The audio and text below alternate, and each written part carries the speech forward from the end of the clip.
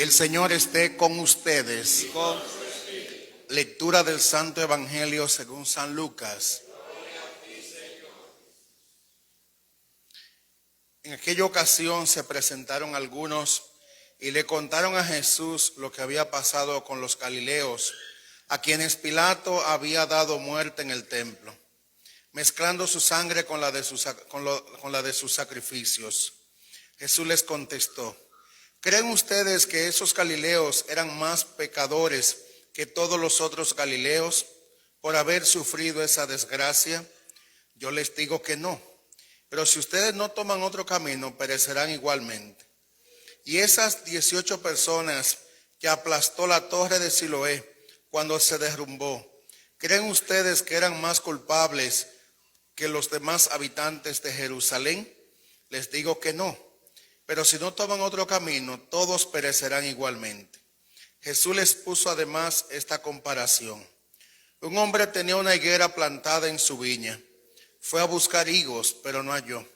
Dijo entonces al viñador: mira, hace 3 años que vengo a buscar higos a esta higuera, pero nunca encuentro nada. Córtala, pues no sirve más que para agotar la tierra. Pero él contestó: patrón, déjalo 1 año más.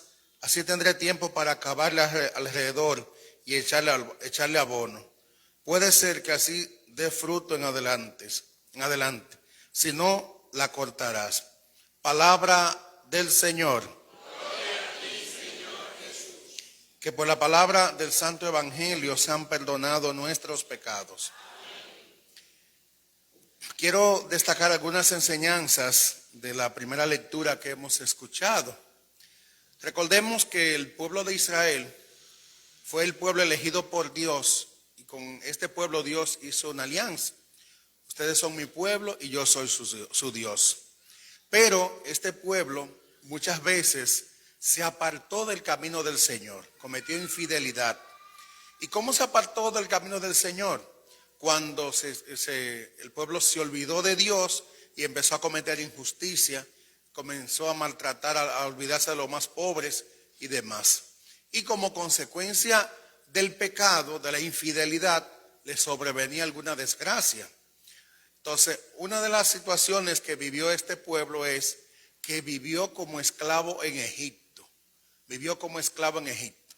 Y en medio de la situación difícil por la que estaban pasando, ellos se pusieron en oración y suplicaron a Dios, pidieron a Dios para que tuviera misericordia de ellos ante la situación difícil que estaban pasando. Fíjense cómo Dios elige hombres y mujeres para, a veces no con el mejor perfil, no la persona que tiene el mejor perfil, pero son los hombres elegidos por Dios, hombres y mujeres humildes, y a través de esas personas elegidas por Él, Dios hace maravillas. Dios permitió que Moisés sobreviviera ante una matanza, la matanza que se hizo a los niños de su tiempo. Y Moisés, que creció en el palacio presidencial, Moisés sabía de dónde venía. Fue su propia madre quien lo crió, haciéndose pasar por nodriza de este niño. Y Moisés no se olvidó de su pueblo, miró la realidad de su pueblo, y frente a esa realidad que estaba viviendo el pueblo, su pueblo, simplemente se preguntó: ¿qué estoy dispuesto a hacer frente a esa situación? Pero no tomó una decisión según sus caprichos, según el impulso, según le empujaba el instinto en ese momento. Se fue a un lugar de oración, a la montaña. Y estando en oración, él le presentó a Dios esta situación y Dios le habló. Dios le habló y le indicó lo que hiciera. De ahí entonces que a partir de este encuentro, de esta teofanía, esta manifestación extraordinaria de Dios hacia Moisés, Moisés se sintió enviado por el Señor para ir a liberar a su pueblo. Y aunque la historia sagrada nos lo cuenta muy rápido, fue todo un proceso. Primero Moisés se empezó a sensibilizar el pueblo y a darle a entender que ellos podían superar su situación de esclavitud y que ellos podían tomar el camino hacia la tierra prometida. Pero eso implicaba tener decisión y confianza en el Señor. Y tener la confianza en esa palabra de Dios que Moisés le comunicó. En ese mensaje liberador que Moisés en el nombre del Señor le comunicó. Y no crean ustedes que todos salieron. Muchos prefirieron quedarse allí en la esclavitud. No fueron capaces de hacer ese proceso de conversión, de acogerse, de confiar en el Señor y emprender ese camino guiado por Moisés. E inclusive muchos iniciaron el camino y luego cuando se le ofreció que tenían que pasar por el desierto, mejor volvieron hacia atrás, volvieron a la situación en la que vivían, a la situación de esclavitud en la que vivían. ¿Qué nos indica todo esto a nosotros? Nos deja una gran enseñanza. Primero, frente a las realidades de injusticia, frente a las realidades de desigualdad, frente a las realidades que vemos en el mundo, siempre es importante preguntarnos, ¿qué me quiere decir el Señor con esa realidad? Porque si Dios permite que tú veas una realidad, algún mensaje te está comunicando. Algo te está diciendo el Señor. Y no podemos ser indiferentes frente a esa realidad. Ese puede ser la ocasión, el motivo para que inicie la liberación de esa persona, de esa familia o de esa comunidad. Y tú puedes ser el instrumento del Señor. Uno de los pecados más graves que muchas veces cometemos es el pecado de omisión. El pecado de omisión, que es cuando no hacemos lo que nos toca hacer. Y es importante, y nosotros, Dios permite que conozcamos una realidad y quiere que tomemos partido en esa realidad. De ahí que la importancia que ante una realidad X que veamos, ante una viuda que sufre, ante un niño que no tiene, que no es bien atendido, que no vive dignamente, ante una familia que no vive dignamente, preguntarnos, ¿qué me pide el Señor? ¿Qué estoy dispuesto a hacer por esa realidad, para redimir esa realidad? Pero sea lo que sea, no hacerlo buscando el aplauso, no buscando el reconocimiento personal, sino hacerlo en el nombre del Señor. Y cuando nosotros vemos tal o cual realidad y la enfrentamos en el nombre del Señor, con la fe puesta en el Señor, tener la certeza de que el Señor nos dará los medios, nos dará la fuerza para superar esa realidad. Tener la certeza de que no estamos solos, de que vamos en el nombre del Señor. Y cuando vamos en el nombre del Señor, no hay muro de contención que se pueda sostener, porque vamos con el poder de Dios para vencer ese obstáculo, para superar esa realidad que vemos en el mundo. Fíjense que el mundo está viviendo tiempos difíciles. Y muchas veces nos quedamos embullados en lo que dicen los medios de comunicación, acusando uno, acusando el otro. Y nos preguntamos qué está haciendo aquel, qué está haciendo el otro. Frente a esa realidad que vive el mundo hoy en día, es importante que yo me pregunte cuál es el papel que a mí me toca jugar. Frente a esa realidad que se vive en mi comunidad y en mi familia, ¿cuál es el aporte que yo puedo dar, que estoy dispuesto a dar? ¿Qué quiere el Señor que yo haga para que aporte a la solución de ese o del otro problema?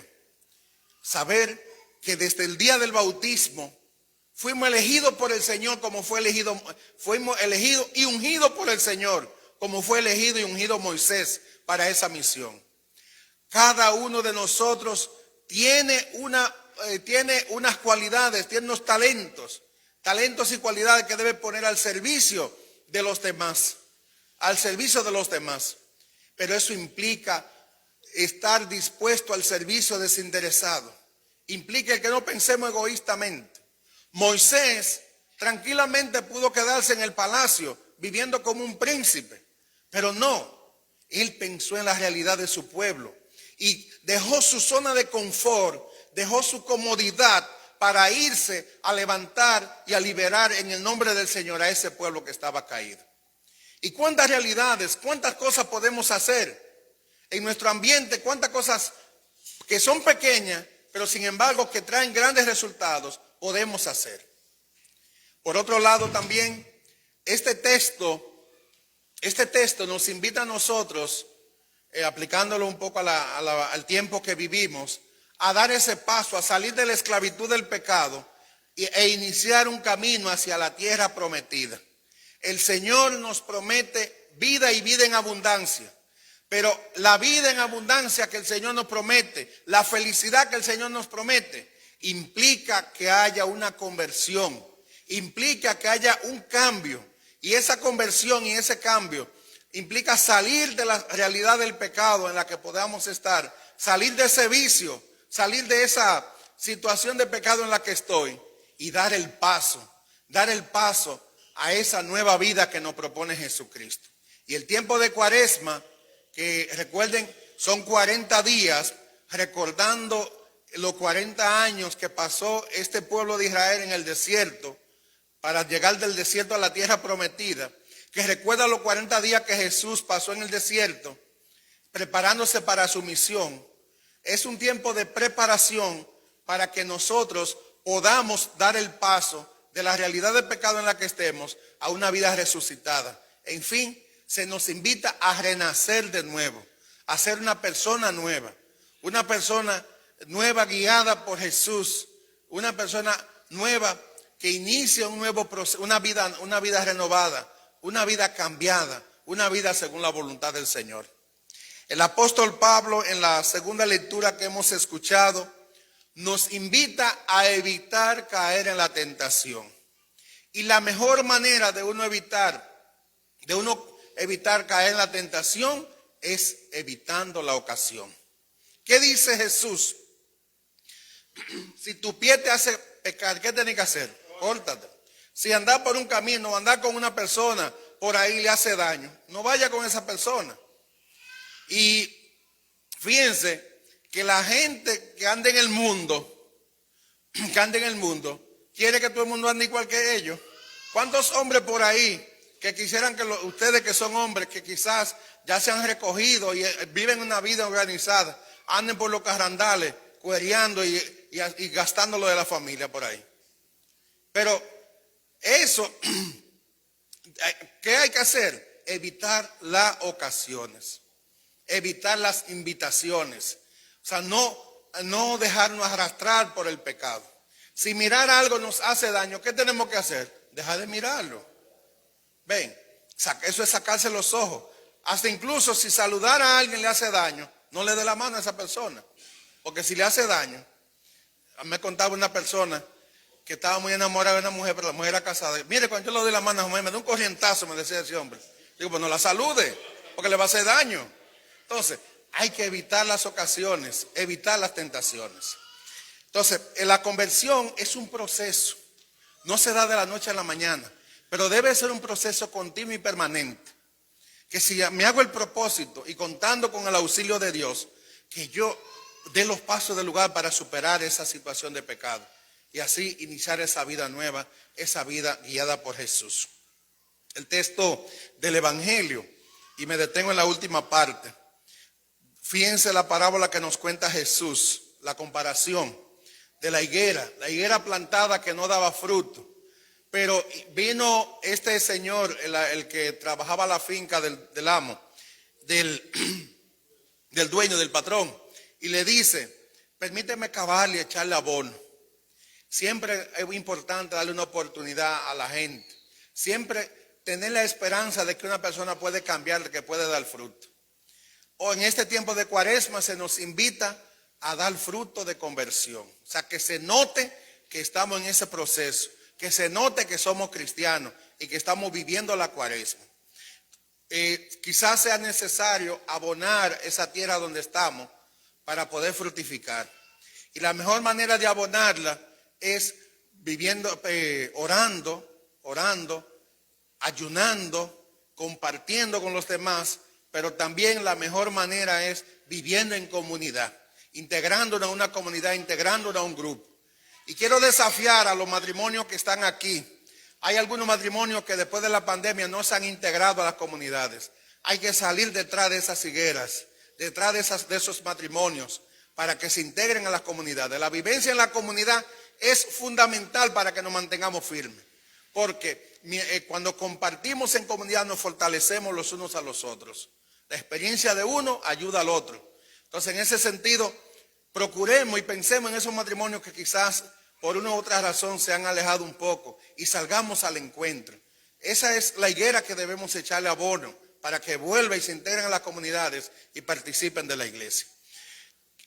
Ojalá que vivamos plenamente este tiempo de Cuaresma. Primero, sintiéndonos comprometidos con la redención del mundo. Como Moisés, mirar la realidad que el Señor pone delante de nosotros y ver qué yo puedo hacer. ¿Qué puede hacer el Señor a través de mí para solucionar esos problemas, para redimir esa realidad? Segundo, vivir en constante conversión, en permanente conversión. Y la conversión implica evitar las ocasiones de pecado, evitar las tentaciones. Y para saber que siempre tenemos una oportunidad. Siempre el Señor nos da una oportunidad. Este tiempo de Cuaresma puede ser la gran oportunidad para que nosotros relancemos nuestra vida y seamos personas que andemos por los caminos del Señor. Y ya conocemos el abono, igual que como los arroceros saben cuál es el abono que le conviene en cada etapa al arroz. Cada uno sabrá cuál es el abono que debe echarse. El abono de la oración, el abono de la palabra de Dios, el abono del ayuno, el abono de la vida en comunidad. El Señor nos bendiga.